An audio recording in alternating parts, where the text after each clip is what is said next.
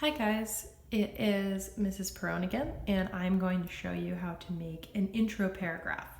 So in my first video that you might have watched, I showed you how to make a thesis statement, and my thesis statement that I came up with is down below. So if you haven't watched that video yet, make sure that you watch that so that you know how to make a thesis statement. So we are just going to focus on what comes before the thesis statement and then look at it all together as a big picture. So the question we're working with is a positive attitude the key to success in life? So I always tell my students hook, background, thesis. So we're talking about positive attitudes, and here are some things we could think about. You could think about a quote having to do with positive attitudes. Okay, I think one thing that boxes people in is they look for a quote that has the words positive attitude in it. But you have to ask yourself, what is a positive attitude? Positive attitude is trying, it's failing, it's trying again, it's not giving up and looking on the bright side. So you can expand your focus to some of these things when you're thinking about quotes. Something like you miss 100% of the shots that you don't take. You might know that one from The Office, but it was actually by Wayne Gretzky, hockey player. So you would look at quotes that have to do with people looking on the bright side and being positive in the face of adversity. A story could be a story from your own life. It could be a story that you heard about someone needing to keep a positive attitude.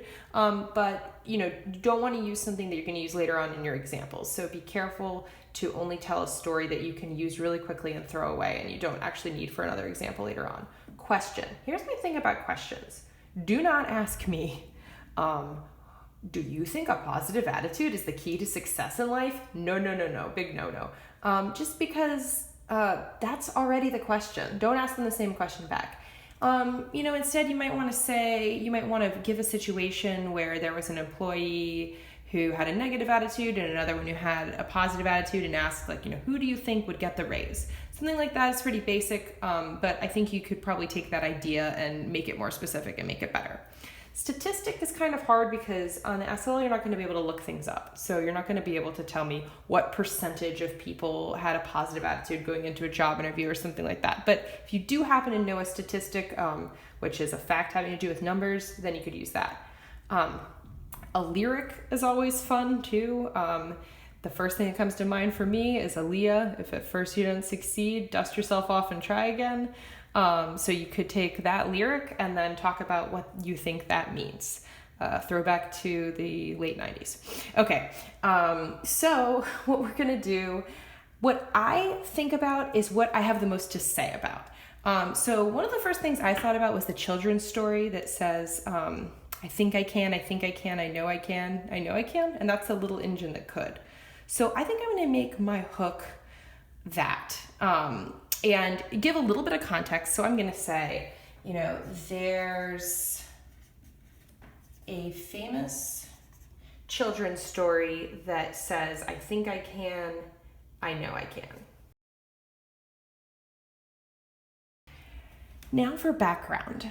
You're going to talk about why this has a bigger context and why this is important, and why you are going to eventually say that it's really the key to success in life. So we're going to talk about positive attitudes in a life and why they're so important to society, to America. So just kind of giving the bigger picture of this prompt in your world that you live in, okay? So for me, I'm going to focus on the fact that it's a children's story. We teach kids that they need to have this I think I can, I know I can attitude. And why do we teach it? Well, we want kids to have a positive attitude so that in life they will go for things, because we need a society of people who go for things. If we want people to grow up and be active participants, to have passion, and that all comes from a positive attitude, from stories that we start learning about when we're little. Okay, so I'm going to take this idea of a children's story and expand it. Okay, let's see, what am I going to say?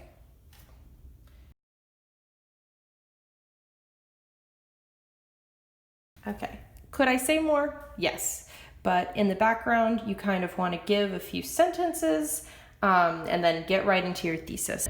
So let's see what we have. And keep in mind, this is gonna all be one paragraph. Even if I plan it as hook, and then I have a space, and then background, and then I have a space, and then thesis, it's still all gonna be one paragraph. There's a famous children's story that says, I think I can, I know I can. This is from the story, The Little Engine That Could.